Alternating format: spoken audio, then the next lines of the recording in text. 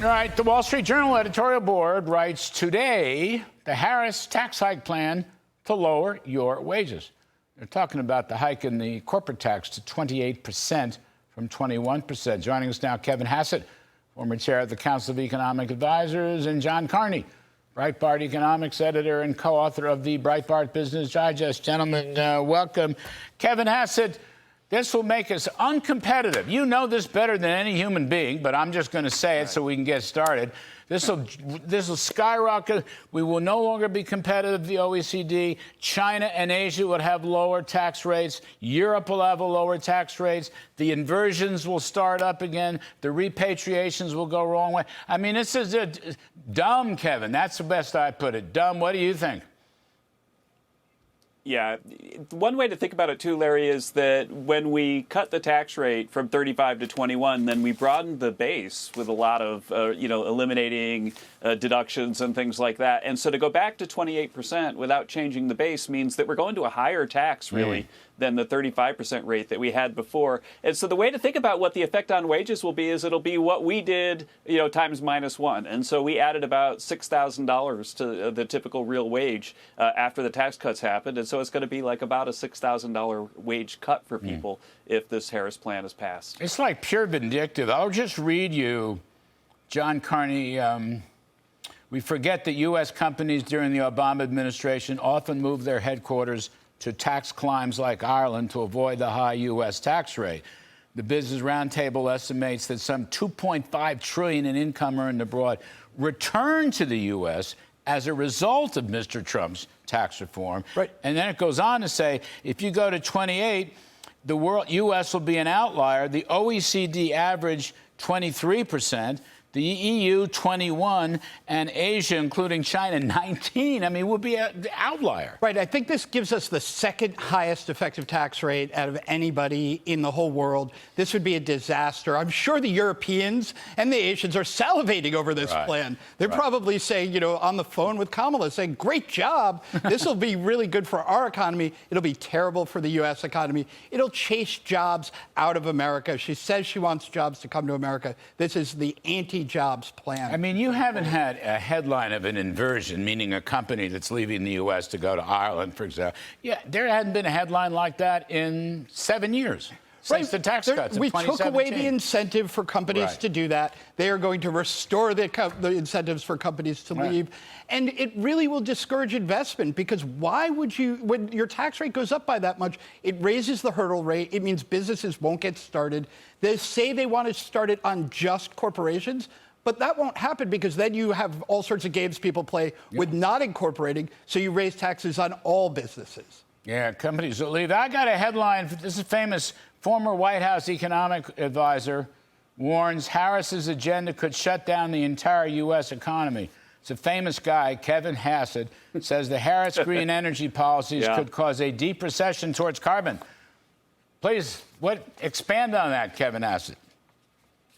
Right. Well, the thing that really got me going in that interview was the idea that the government is going to attack price gougers, or in other words, the government wants to set the price of everything. And so it's really a very socialist agenda. And with the very punitive tax on corporations that they're imposing, then they would absolutely knock us into a recession. But the thing is that what we found out today in the revisions for the payroll numbers is that we're probably already in a recession. They knocked $1 million off of the payroll numbers. And what everybody's been saying is, well, sure, the unemployment rate's going up, but the payroll numbers are okay. Well, now we lost all those strong payrolls, so we're probably in a recession now. So imagine we're in a recession now. When we finally get the revised data, they'll tell us that like 6 months from now, and then they're going to give us a tax hike too. It's going to be just a horrendous policy error. But the point is that they're so ideologically committed to punish companies that they'll do it. They'll even do it in a recession, I believe. All right. Now, Mr. Trump is on this case. Here he is in Asheboro, North Carolina. Our Grady Trimble was talking to him. Take a listen, please. I know that you've said that you'll let Fed Chair Powell stay as Fed Chair till the end of his term, but what if he cuts rates before the election? Well, if you take a look at the numbers and this 800 and something thousand fake jobs that they said existed, which is, I think, a terrible thing. They did that in order to look like their economy is good. That shows the economy is horrible. All right. What do you think of that? Fake jobs. I love that. Yeah, well, look. He's not going to blame the Fed. He's just saying the whole thing was phony. Kevin just said we may be in a recession. What does John Carney think? Yeah, I think that this revision really took back a lot of what we thought was progress in the labor market. It says, look, the labor market has not been anywhere near as strong as we thought it would be. Manufacturing actually lost jobs during that period. So it is in the negative column. Manufacturing has been in a recession for probably about 2 years right now.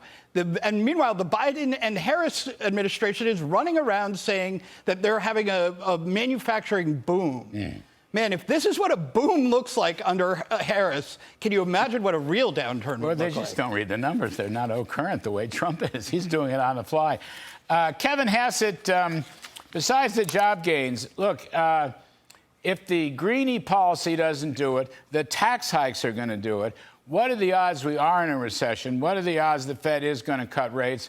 What are the odds that Mr. Trump is right and we're headed for a very big economic fall? I mean, no one in Chicago, Kevin, let me just say it, no one in Chicago is saying one word or whit about the economy. No one is defending Kamala Harris's crazy price controls or her $2 trillion spending program. Don't you find that odd in the light of all this other information? Yeah, I guess that what's going on is that they're going to propose really outlandish things, and then the sort of Nobel Prize-winning economists who say that they're better for the economy are Right, just going to wink at people and say, no, they're not really going to do this. But let's make a date, Larry Kudlow. I'm going to tell you that the jobs numbers that are going to come out for August are going to be very bad. Like the payroll number, probably it'll be okay, and they'll revise it down, but the unemployment rate is headed up, and it's already signaling that we're in a recession. And I think in September, we're probably going to see the unemployment rate go up enough that everybody concedes that we are. So, John Carney, if that be the case, or something close to it, Kamala Harris is going to have to defend price controls, higher taxes, and higher spending. Seriously. I mean, what she said last Friday, I mean, maybe she'll flip-flop and said, well, I was young and impressionable. Last week. Was 6 days ago. Right, I didn't really mean it.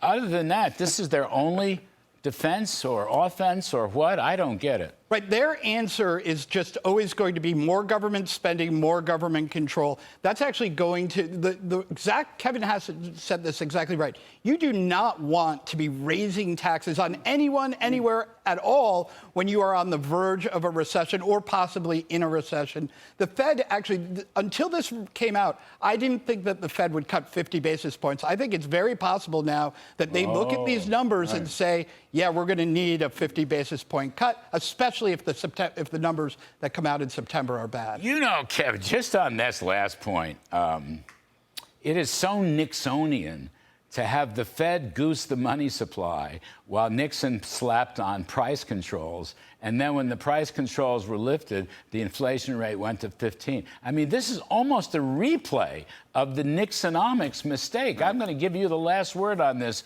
insanity. Right. It's that 70s show. But, you know, Alan Auerbach and I, who wrote a lot of tax research papers together, showed a long time ago that it's the expected corporate tax rate that matters. Right now, markets think it's like a 50% chance that Harris wins. That means that companies are going to cut their investment because there's a 50% chance they're going to have to see 28. That expected tax rate matters now. And so this proposal that she's giving is going to hurl us into recession if we're not in one already, because people are going to be, wait a minute, why do I build a factory if they're going to tax the heck out of me next year? Yeah, manufacturing going down. Anyway, thank you, John Carney and Kevin Hassett. We appreciate it, fellas.